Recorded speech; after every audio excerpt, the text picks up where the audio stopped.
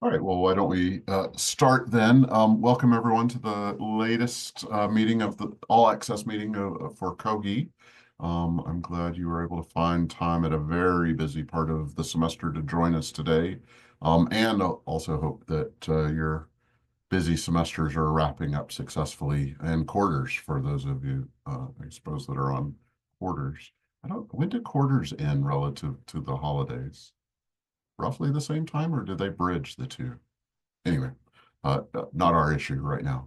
Instead, I'm excited to have Jennifer Lease Butts, Dean of the Honors College at UConn, to lead a session with her colleagues on honors support for neurodivergent students. It's something that I probably should know quite a bit more about. So I've been looking forward to this one ever since we put it on the agenda for the fall. So with that, Jen, I'll turn it over to you.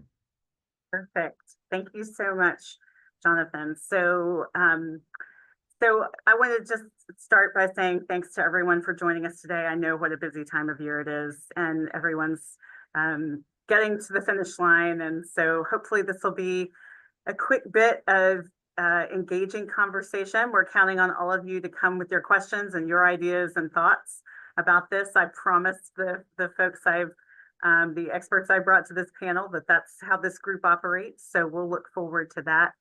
I will say that this is truly a situation where, as we were talking about potential topics for all access and we were brainstorming, I think at Hero, I did one of those things where I said out loud, I've been really thinking about neurodiverse students and how to better support them. And I'd like to know more about that. And a whole bunch of people said, yes, let's do it. And then, because I brought it up, I got nominated, right, to lead this, where I am literally not the expert. I will say, though, that because of my background in gifted education, thinking about students who are both neurodiverse and gifted is something that's been present in the literature for a long time. And so that's why I invited my colleague at UConn, Sara Renzulli, who's a faculty member in our Ed Psych department, to come talk about that, to help us kind of contextualize what we know from the literature and think of it from that perspective. And also, I have a lot of really wonderful conversations with my amazing colleague, Laura Lease, who also happens to be my sister-in-law, in case you were wondering, and which is part of the reason why we have many amazing conversations. The ones recently have focused on her doctoral work, and she is ABD as of this week. Yay, very excited. And her work is really thinking about neurodiverse pedagogies. This is kind of her wheelhouse and area of expertise. So my other colleague I invited to join us today, Christine Wenzel, is executive director of our Center for Students with Disabilities at UConn and specializes in ASD and neurodiverse students and working with them and advising them. And unfortunately, she's proctoring hundreds of exams along with her staff this week because it's finals week for us at UConn. So, I mean, actually, it's fortunate that she's proctoring those exams. It's unfortunate that she can't join us as a result.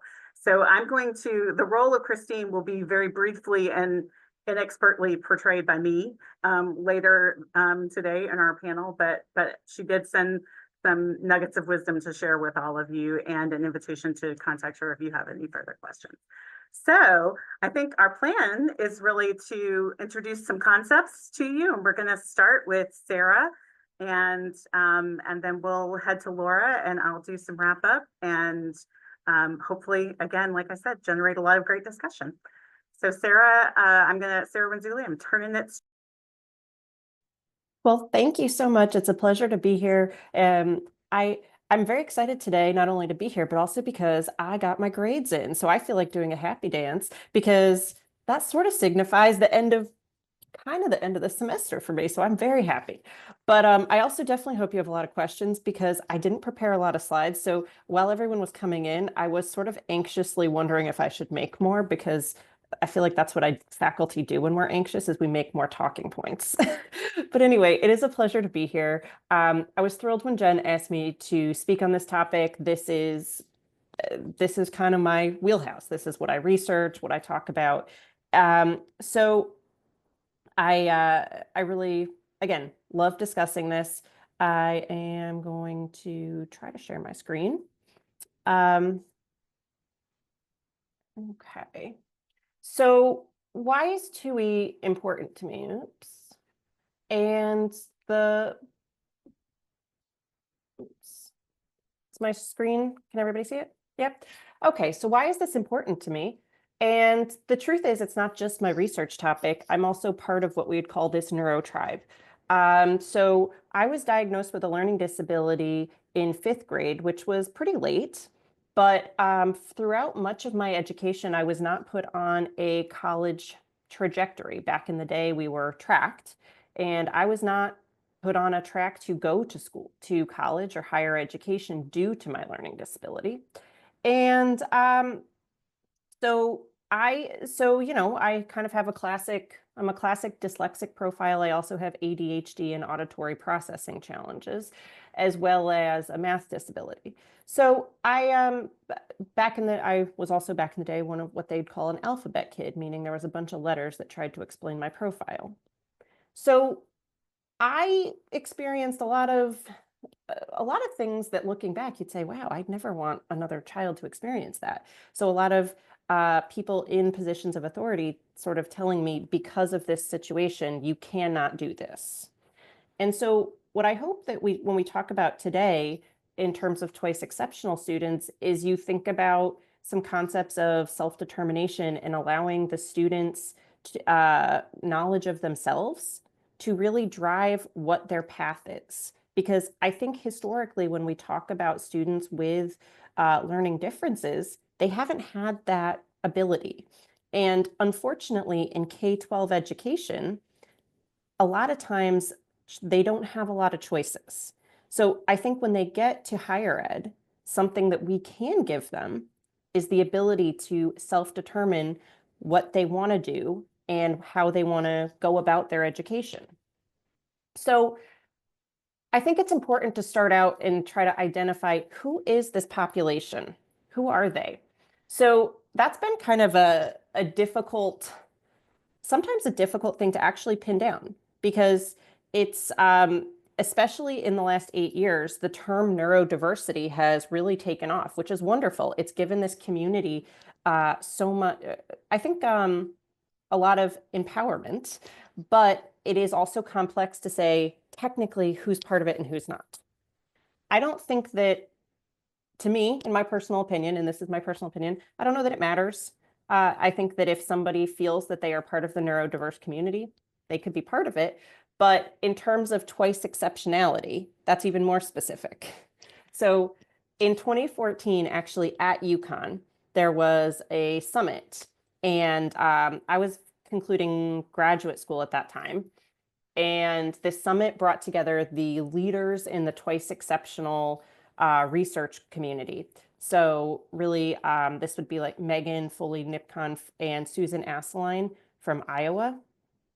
Sally Reese, Susan Baum, who now is at Bridges Academy, formerly at the College of New Rochelle, and among others. So it's really people in the disability world, people in the gifted and talented world came together, and they came up with this definition, which is twice exceptional learners are students who demonstrate the potential for high achievement or creative productivity in one or more domains, such as math, science, technology, and the social arts, the visual, spatial, or performing arts, or other areas of human productivity, and who manifest one or more disabilities as defined by federal or state eligibility criteria.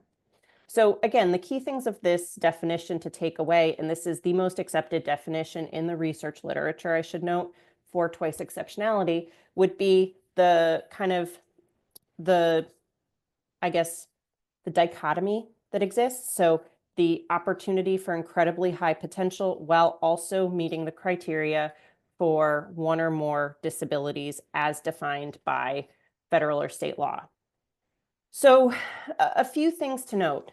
Typically, twice exceptional students are identified as with a disability a bit later in their educational progress. Typically, that is because their exceptionality or their giftedness does something called masks their disability. So they will come out mostly looking average. A lot of times, someone who is twice exceptional feels very conflicted. They feel like I'm smart half the day, not smart the other half of the day, and it's very complicated. So there's a number of social and emotional challenges that accompany twice exceptionality. In terms of thinking about the college environment, some things that will be a challenge would be that for the student will have to self-disclose to you about their diagnosis. So in a K-12 environment, you will receive, notification. Sometimes you'll be invited to a PPT or a PPT or an IEP meeting, whatever it may be. In the higher ed environment, the student will have to self-disclose to you unless you instruct them and maybe you get an accommodation letter. But again, I think that if they self-disclose, I think that opens the opportunity for some really meaningful conversations. So I wanted to go, and I don't want to talk for too long tonight, but I'm happy to take questions. But when I thought about the things that I'd like to sort of discuss and leave with, or talk to you about, would really be two kind of key areas. The first would be suggestions for a successful transition to college for 2E students, and then some kind of continued suggestions just for remaining. So I think the biggest suggestion and what a lot of the literature has found is that ideally any student with a disability should having some sort of pre-college, ideally residential experience at the institution they plan to attend is instrumental in helping them successfully transition in their first semester. 2E students, as well as all students with disabilities, are going to have different levels of struggles with transition. So they're not only transitioning into the academics of college, they're also transitioning into changing a lot of executive function kind of systems that they had down pat in their high school by the end of 4 years. So how to navigate those systems is a much bigger transition for 2E students than it is for their non-disabled peers. If you can give them the heads up and allow them to navigate those kind of systems level transitions before they get there, then when they get to college in the fall, they're going to have one less major transition because they're going to know that. It's also going to massively reduce their anxiety. Many, many 2E students have anxiety. There's a very high prevalence of comorbidity between twice exceptionality and some level of anxiety. Advising these students on appropriate coursework is of paramount importance. They should be working with an advisor, potentially the spring and summer before, and it should be multiple conversations. This should be, it really needs to be thought about, and you can see a few down, potentially looking into a reduced course load. And I would also say, if your school has a system where they can shop around for 6 to 10 days at the start of the semester, having a list of courses that they should try and then go to, see the assessment procedures, etc. But ideally in their first semester, the courses are about getting them acclimated, not they're with professors who are allowing multiple forms of assessment, right? Multiple ways to show they know the material, not just 3 multiple choice exams or 2 multiple choice exams. And again, hopefully courses that are in their area of strength. Allow them to have some successes, build up their self-efficacy and self-confidence, and then also allow them to get all the sort of soft skills of college, understand how to navigate the different transitions before they take courses in maybe the areas that their disability impacts. Another suggestion would be to meet with the Center for Students with Disabilities early. Many 2E students are going to say, I got this. I tell this story frequently. When I went to Union College for undergrad, and I actually, so part of my story is I actually had to leave my public high school because they wouldn't give me accommodations. And I spent my last 2 years of high school at a private school, and then I went to Union College, and I was feeling great after my last 2 years of high school. So I went to Union College, wouldn't take any accommodations. I was like, I got this. That is very common for 2E students. We want to do this on our own. So of course my grades my first semester at Union College reflected, my attitude. So I did not do well. And, really kind of had to reset, right? I had to go back, but having those conversations early, having the expectation, that they know where the Center for Students with Disabilities is. They have a person there they can connect with. They know how to utilize the accommodations. If they know all that, they're more likely to do it versus if it's yet another thing they have to learn on the first day of the semester, it's going to be overload. Last thing about thinking about transitions, it would be to think about housing options. So a lot of students with twice exceptionality are going to have, again, the disabilities can be as wide-ranging from ASD, ADHD, many things. But living with someone may not work. It may make concentrating harder. It may make anxiety, whatever it may be. So potentially looking into a single. Also, though, considering like maybe looking into and discussing with them participation early on in a living and learning community. Getting them with peers that have a common interest, yet they have the ability to have a single room. So something like that. In terms of other suggestions that's going to help 2E students persist and be successful at the universities would be really helping with, again, these kind of what we'd call soft skills or executive function skills. If the 2E students don't have strong time management, they are going to struggle. They are going to also have to develop skills that can adapt and adjust with them. So think about this. For the last 4 years of high school, they've developed this one set of executive function skills that hasn't had to adapt and change too much. Now they're going into a totally new environment and they're testing those skills at first. So it's if there is some type of academic coaching or academic counselor that they can meet with to work on that, that would be really good because everything takes longer. Editing takes longer, reading takes longer, everything takes longer. So they don't, and their 2E students are aware of that. So they're going to be worried about not getting things done on time and thereby getting behind, which will then, so again, having those supports in place and saying, nope, this person, check in with this person once a week. They can talk to you about your schedule. You can plan it out. That will help a lot. As I said before, maybe a reduced course load. And again, consider making up some courses in the summer, if that's an option. Making sure they know how to access the academic supports on campus, tutoring, writing center, math center. Again, if they know how to navigate those systems, they are more likely to use it.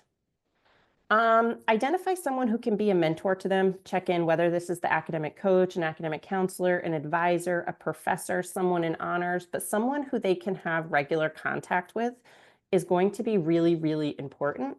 And last but not least, it's really important that they feel like they know how to make an appointment with a counselor on campus if they're feeling anxious. And again, the biggest thing that could prohibit them doing that is how do I go about this, and thinking about the executive function part of navigating very large campuses. So the last thing I wanted to leave you with is just some resources that UConn has recently put up specific to 2E students. These are free resources. All the information and the publications are available to everyone there. So there was a Javits grant that was going on for the last 5 years, and it's called Project 2E ASD. And what the grant looked at is essentially they brought together a series of 2E ASD students from across the country and interviewed them and really looked at what were the strategies and what made them persist at some of the most competitive institutions in the country. And so the website is there. It's just Gifted ASD Project at UConn.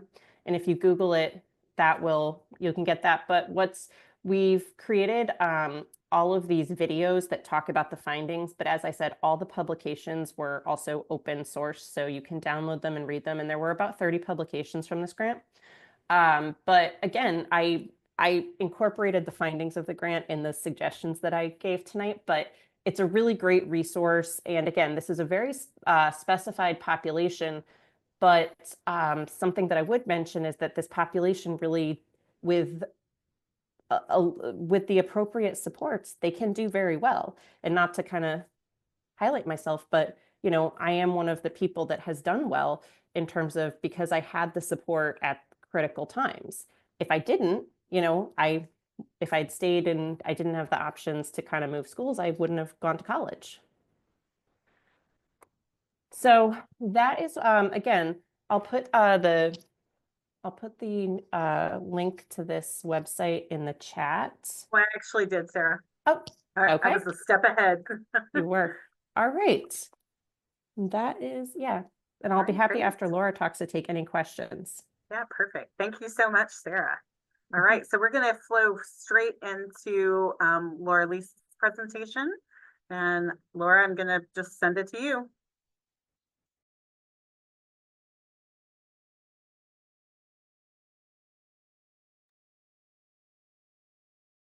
Are you muted, Laura?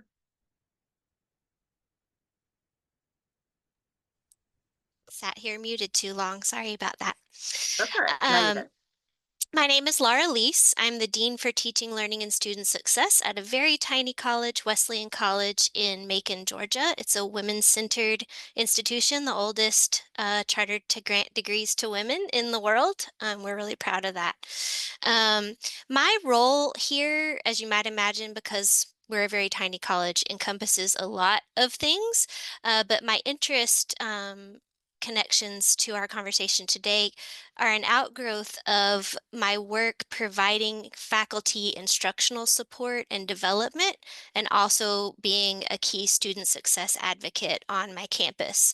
One of the things that I do is spend a lot of time working one-on-one with our students on academic recovery, who very often are neurodiverse learners and facing many of the challenges that Sara described in her presentation. I'm also the parent of a neurodiverse college student, so I feel very passionate about this topic.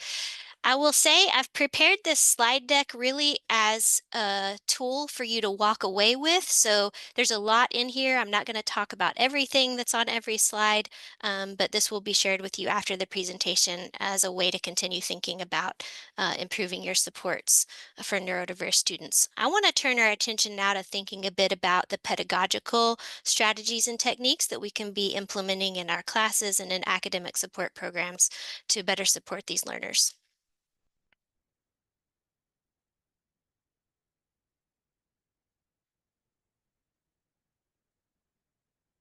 Sorry, something strange just happened.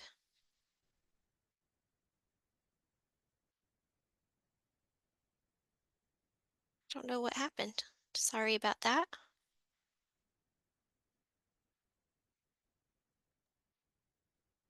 Sharing has disappeared. Yes. And then. Okay, let me reshare here. Sorry about that.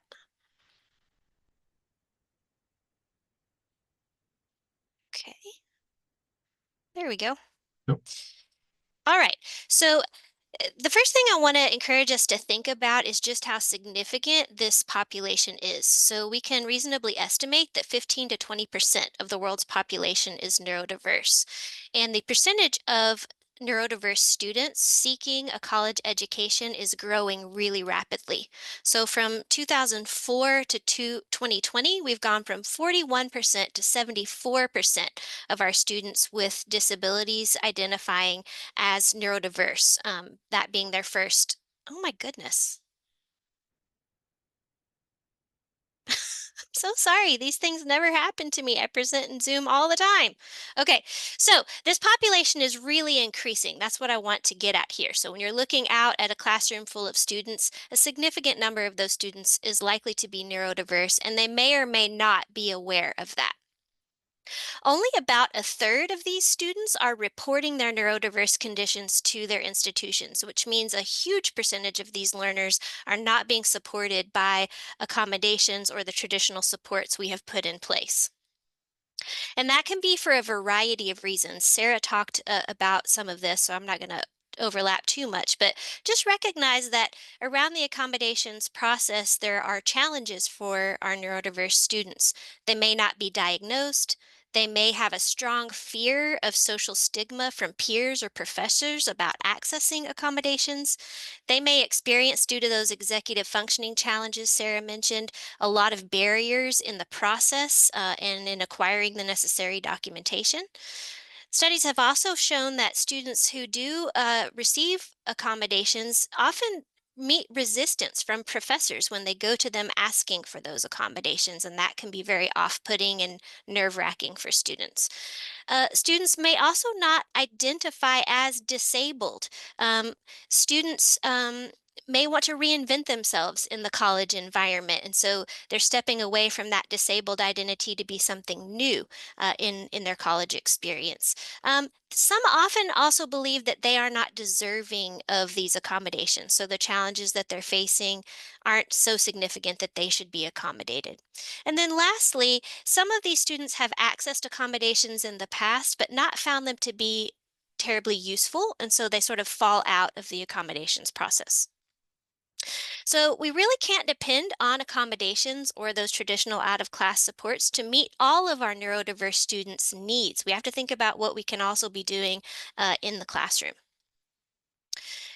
On any given day, your neurodiverse learners could be experiencing a range of challenges, and there are many here that you can look at. I won't mention all of them, but just realize that these learners are sitting out in your classroom, perhaps um, experiencing overwhelm freeze about the amount of content that they're supposed to be processing in that moment. Or maybe they are experiencing an amygdala hijack where their emotions are taking over, so their logical brain can't do what it needs to do. Or, they're there, they're trying, they're looking at you, but their brain just decides to go somewhere else against their will, an involuntary attention gap, so they've missed what you said. Um, some of our students also experience a lot of discomfort navigating the social interactions and collaborations with classmates. Um, so there are a lot of different challenges that students may be experiencing in that moment of trying to learn in your class. Another that I'll highlight is difficulty with task initiation and scaffolding complex projects. So this is an area where students really need support from their instructors.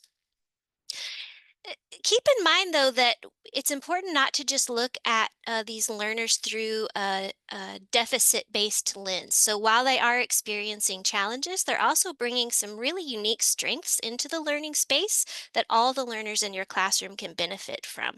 And those are an outgrowth of their special brains and the experiences they have had as neurodiverse learners. So being aware of what those strengths are can also be very useful when you're thinking about how to design learning opportunities and interactions for students.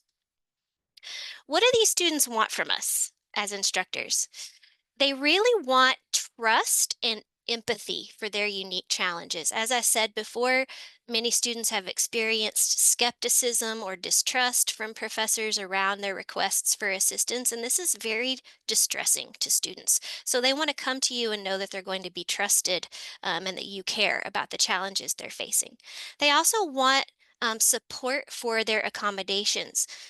Sometimes professors, when they receive accommodations, don't feel qualified or trained or supported in providing those accommodations. And so our instinct is to just push students back to disability services or to an outside support. This is very uncomfortable for our neurodiverse students. So although you might like to reach out for help from another area of the college, staying present to your student as a support as they're figuring out how to get the supports and accommodations that they need is really important for these learners.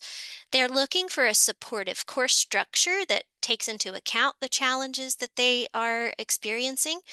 And they really like choice. And you know this about gifted learners anyway. So ways that you can invite them to follow a passion in an independent study activity, or choose their own way, their own mode of presenting what they've learned to you, rather than always assigning a paper or something like that. Choice is really important for these learners to help them engage. They also are looking for a little bit of flexibility around deadlines and attendance and maybe group work requirements so that they have a little wiggle room when they need it. Um, And then lastly, they really want to be seen as individuals. Sarah talked about this a little bit, but realize that every learner's combination of challenges and strengths is unique. Many of them have overlapping conditions that add many layers to what they're experiencing as learners, and they want to know that their faculty recognize that and support that. What do they want from their institutions? They're really looking for a sensory friendly space or spaces. This is a big request in a lot of the studies that I've reviewed. They really want coaching, so not just academic advising, but a coach, like Sarah suggested, to help them troubleshoot academic and life skills challenges and work on their self efficacy skills. One of the things I spend a lot of time working with students on is how to write an email to their professor that asks for what they need, or how to prepare to go to an office visit and have a conversation with a professor. So just someone to work with on these skills is really helpful. And they also are really looking for access to therapists who understand neurodiverse conditions. This is something that students find general counseling on college campuses doesn't usually address, and so they're looking for more expertise. All of these things that students are asking for can really be improved with targeted faculty and staff training. So I wanted to share some topics as you're considering ways to grow your unit's knowledge around neurodiverse students and their needs. It's very important that faculty and staff are aware of the various neurodiverse conditions and the challenges that those students are facing in their college experience. Also, it's important, especially for faculty, to be understanding and trained in proactive pedagogical actions that they can take to create a learning environment that meets these students' needs without them having to always be asking for things. Remember that they may not even realize that they're neurodiverse, but their needs are there, and we can begin to address them proactively. Um, it's also important for your faculty and staff to engage with their own potential for bias around neurodiverse conditions, and maybe think about systemic bias at your institution that preferences neurotypical experiences and ways of being. And then lastly, as I mentioned, how to be a supportive presence in collaboration with other supports rather than handing off to those other supports. So I've put together a few sort of starter tips around pedagogical strategies and techniques that you could work on with faculty to bring into the classroom experience for students. I'm not going to go over all of these. As I said, is meant to be a resource for you to take away and think about. All of these suggestions track back to some of those challenges that we talked about neurodiverse students experiencing. So I'll just highlight a couple of these. Um, Let's talk about this last one, building in scaffolding support for multi-stage assignments and projects. A lot of times students have great difficulty with task initiation for a task that's going to take multiple sittings and multiple stages of work. Often as professors, we think nothing of saying, create this research project for me, or create this presentation for me. It's due in 2 weeks. Good luck. Look forward to seeing your work. This is paralyzing for many neurodiverse students. And so thinking about ways that you can build in some support to your class, helping them understand how to break a project into chunks, how to set sub-deadlines, maybe do a little bit of that work together in class to get them started at each stage. This can really help students with a variety of neurodiverse conditions really move forward to task completion. Here I want to highlight being targeted with reading and assignments. This connects back to what Sarah was talking about in her personal experience. I like to tell my faculty, if you don't need all of chapter 27, please don't assign all of chapter 27. Pick out the part that students really need to focus on, help them know what to pay attention to, and make that task more manageable. And this goes for the kinds of assignments that you make as well. Be targeted and think about ways to perhaps supplement textbook reading or articles that you might be using in your class with some multimodal resources as well. So maybe some videos that introduce the concept or show a graphic organization of the material, or some other way for students to engage with the material if reading is more of a challenge for them. The other thing you can think about doing is making sure that the learning environment that you're creating is welcoming and inclusive for neurodiverse students. So really speak up about your commitment to neurodiversity and supporting learning differences. Put something in your syllabus or on your course site, talk about it in your class, and prepare to be responsive and invitational to students who might have learning differences. Again, they may or may not have accommodations. Those accommodations may or may not be working. Make them aware that you're welcoming them to come talk to you about modifications or different resources or different presentation methods that would help them be able to be more successful in your class. It's also really useful to rethink what paying attention and active engagement look like in your class. Most of the time, professors sort of have a neurotypical expectation about what that looks like, and that can be very isolating to neurodiverse learners. So they may not always be making eye contact or taking notes or pointing their body toward your body when you're presenting things. They may instead have chronic anxiety about your expectation to say one thing in every class or to get into a small group and kind of figure out how to do a thing that you haven't provided structure to the group for. They may form their thoughts by looking off into space or by um, doodling. So there's all kinds of ways that these learners are engaging that you might not see on the surface, and that can create implicit bias around these learners and the way that you see them engaging in the work. So rethink that. Um, Also, be aware that there are a lot of hidden processes and expectations in every class. If you can demystify those for learners, it's very helpful. Just explain how the processes work or what the expectations are. Um, Sarah mentioned some of these things, and I will not go into great detail about these, but some of these on this screen are really helpful, especially if you're working with first-year students. So a lot of the self-regulation and organization and self-management strategies that Sarah mentioned, they haven't had a chance to learn for this environment. So bringing those into your class and modeling those for students is extremely valuable. One of the things I love to do in my classes is integrate some mindful self-care moments. So we do things like some deep breathing. We learn some breathing techniques for self-calming.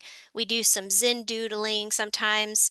I know that going into a classroom space can be often very overwhelming from a sensory perspective for neurodiverse students. And so in my courses, we've started a practice where we play some soft sounds like nature sounds or some jazz.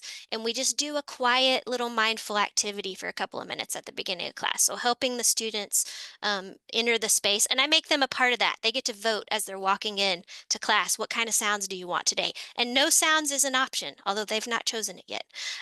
So bringing that into your class and also bringing brain breaks into your class. Show them healthy ways to get up, stretch their legs, just give their brains a moment to shut down. We take a quick tech break, 2 minutes in the middle of every class that I teach, and the students really love it. Modeling for them, again, what effective goal setting, study strategies, and project management look like for your discipline. So realize that they may be really excellent at studying in math, but not so excellent at studying in a history class because they don't quite understand how to take those skills from one place to the next. So model some of those things for them. Um, I also think it's really helpful for these students to teach them how to request an extension or to ask for help. You know, in the real world, your provost might say, I need your load report by last Friday. Where is it? Right? You can ask for an extension. That's part of adulting in a professional environment. So teach them how to do these things and then be welcome to them when they do ask for an extension or for help.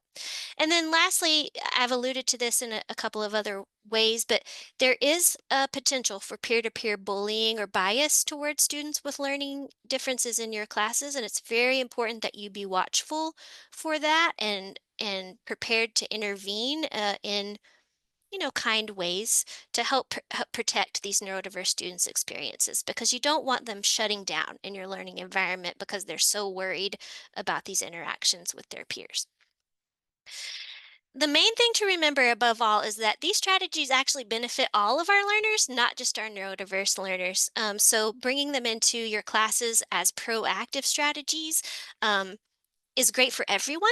Um, so, don't be shy about picking some of these and trying them out, or working with your faculty about adopting some of these across your program. I think your students will be very happy. I've added a couple of resources here at the end if you want to continue learning about these strategies and about supporting neurodiverse students. These are some of my favorites. And so this will be shared at the end. Fantastic. All right. So thank you so much, Laura. All right, I'm going to share one quick thing, again, from my colleague, Christine Wenzel, who is Executive Director of our Center for Students with Disabilities here at UConn. And hopefully you can see that, because everybody can see this quick tips. Yes, good. So one of the things Christine does is really, as I mentioned, specialize in students on the autism spectrum disorder. And so when we were talking about this, I had asked her, Christine, what would you really say to me if I said, what tips can you give me if I'm advising students who are neurodiverse, who are, if I'm working with them one-on-one? And she literally fired off this is what I do, Jen. These are things that I have learned in the hundreds of students I've worked with over the years. And, I thought this was actually just kind of a perfect addition to our talk today, because it's literally something you could print out or hand to, your staff members and say, these are some really very clear tips. What you will notice about these, and again, these are Christine's, not mine, but the word clear is used a lot in here. There's clarity, being, not making the joke that you normally make with students because sarcasm may not land, right? Or being specific with students, following up conversations with an extra email that says, here's what we talked about, here are the things, that you need to do as a follow-up. Think about ways that while you're getting to know these students, how you show them that their interests can manifest in different ways, whether it's classes they're taking or a minor, or, really kind of help them to focus in ways that you think would be a clear logical step that may not be such a clear step for them.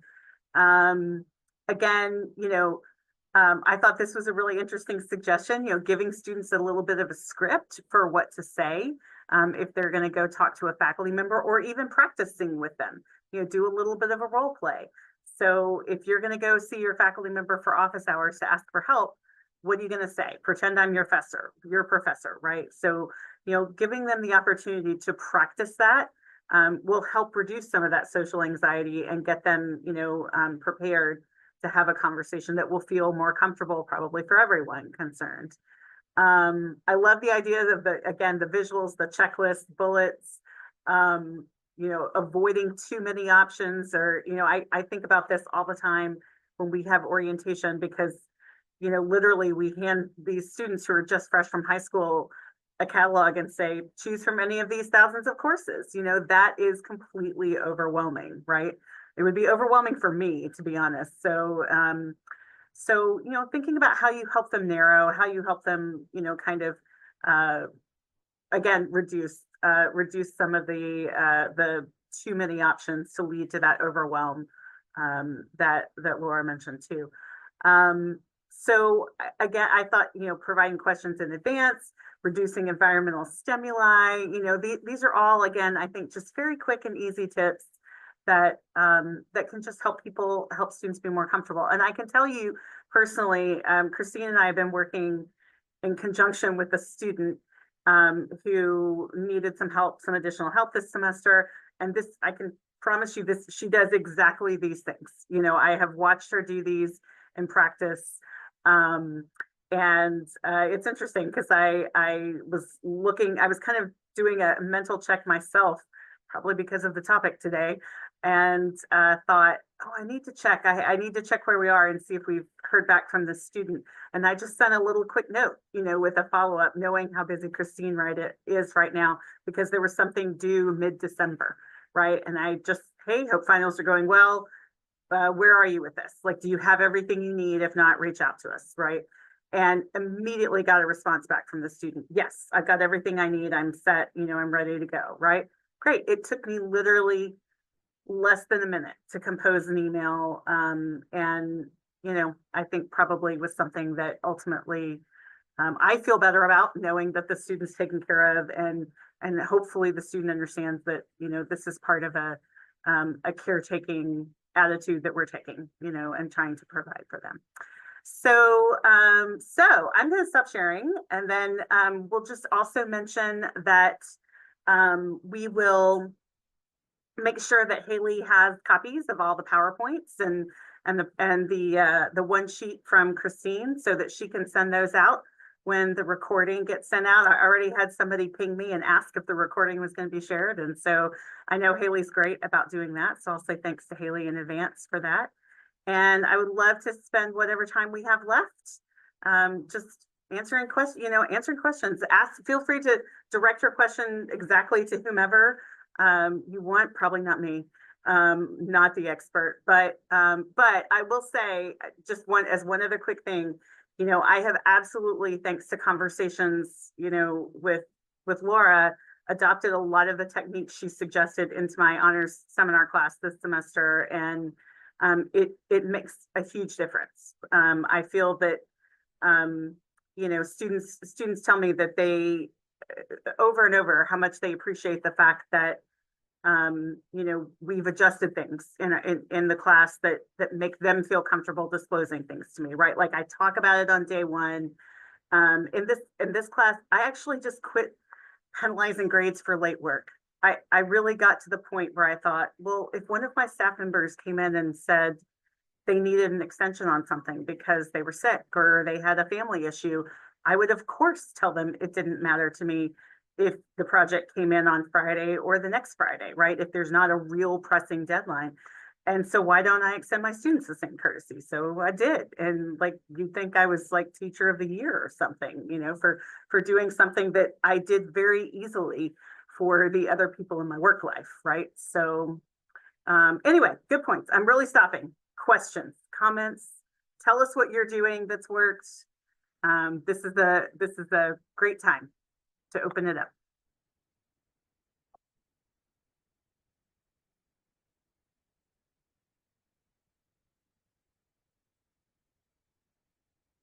Of course, yes, Alicia, absolutely.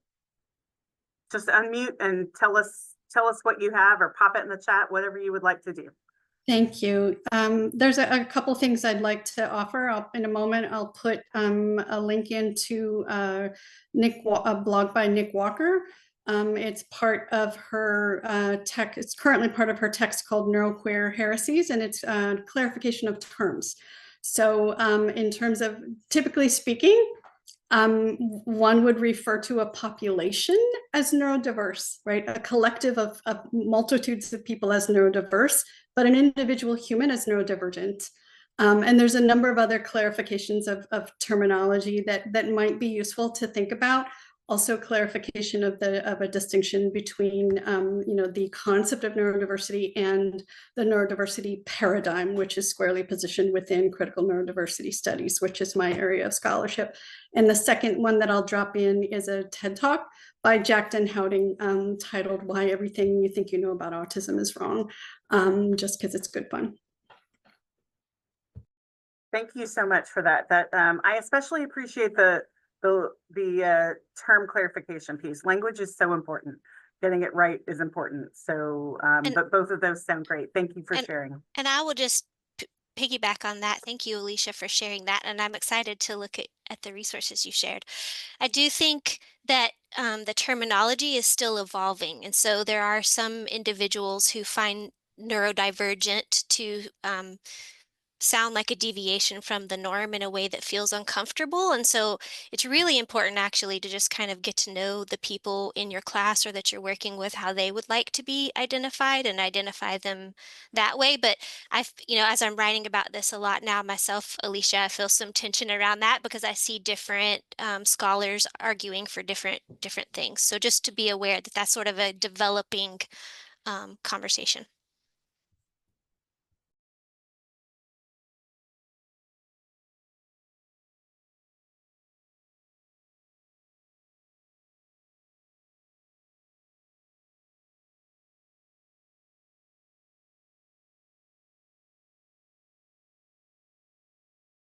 All right, it looks like we've got a good question in the chat. What Laura and others think about how scaffolding and other forms of support for neurodivergent students ideally change or doesn't in higher ed level courses compared to first year elementary level courses, especially with the acknowledgement that many of the strategies suggested are good universal design best practices anyway.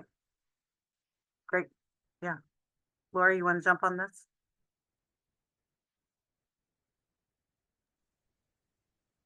Or anyone else?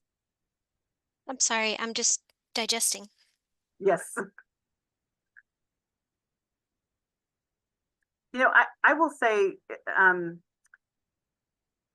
think I tended to do this more with my graduate classes that I taught, but I will confess to doing it with my honor students too, that there was a time in my teaching practice where I embraced being vague intentionally as a way to create sort of tension and creative tension for my students, and saw this as giving them a lot. I saw it as giving them options and flexibility, and they, I don't think, experienced it as options and flexibility. And so I think, I've tried to be better about finding a balance between part of what I'm asking them to, part of my intentions in terms of learning outcomes and creating that creative tension that I think that sometimes students need to stretch and grow. And also, giving them that sort of scaffolded approach that helps them actually be successful, right? And get to a kind of completed piece. I think it also really depends on whether what the students are doing in the upper level course is something that they haven't done before, or you know what I mean? So how different is it from what they've done in their entry level course work? If it's not fairly comparable, then it is like something new, and so they will need to learn how to approach it and have a scaffolded approach. I think the more practice students have at managing their own projects, the more willing they are and able they are to converse with their professors about how they're managing their own process. So you might think about it, instead of it being a course level scaffolding that you've set up, working with individual students on developing their own scaffolding and trying to manage that process with your support and guidance, if you're able to do that, depending on the course size, of course. That's how I would think about it.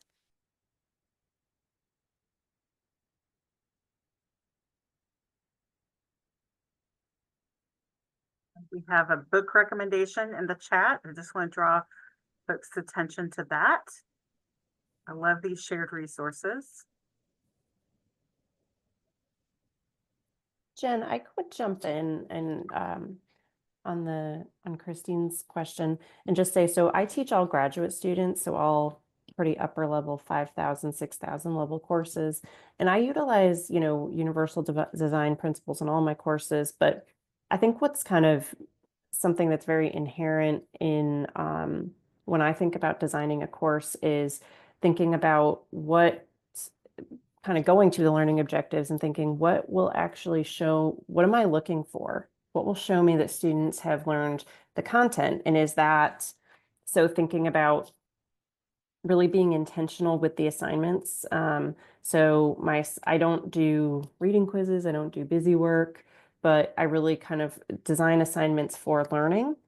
And then also thinking about a progression of assignments as one relates to the other.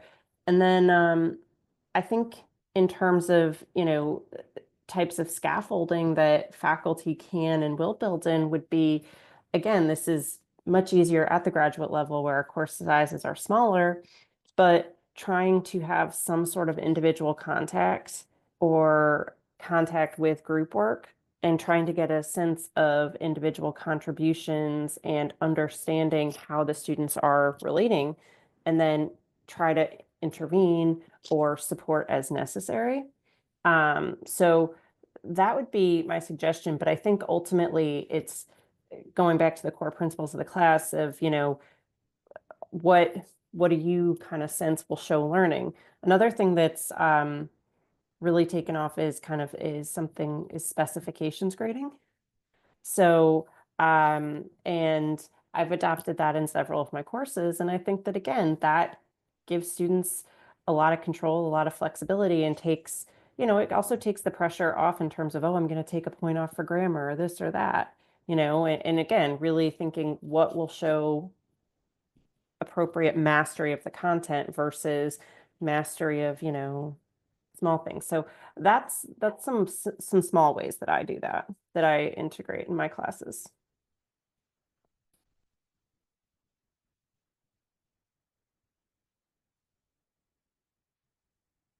All right. Well, so I think we're right at time because we need to wrap things up. And but I would just like to give a round of applause to Sarah and Laura, especially, and Christine, who just for being Christine there, but also just appreciate them both so much, especially at this busy time of the semester. And let's face it, I'm highly persuasive. So really, there was just no saying no to me, and but lots of promises of really being appreciative and that this would be a good conversation with good folks. So I know they appreciated the additional resources and ability to chat as much as I did. So Jonathan, I'm turning it back to you for last wrap up things. All right, thank you, and please everybody join me in thanking Jen for this great idea, and for Laura and Sarah and Christine for their expertise on this topic. I've got a lot to think about, and I look forward to going back through the PowerPoints and bullet points myself to think about how we can extend these conversations across honors here at Houston. So thank you again. We really appreciate it.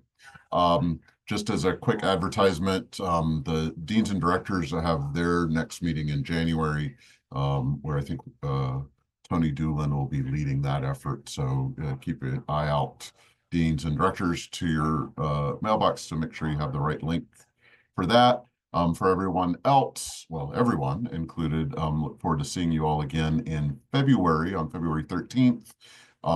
When Sheila Amin, Central Florida, and Linda Kuhn from Arkansas lead our next section, where they've been thinking, I know, deeply about national networks for honors students, in which we might continue our collaboration across institutions in helping our students who are going to be working together as leaders in law school and med school and grad school and government and industry find each other and benefit from our collective wisdom as we guide them off to the next steps of their life.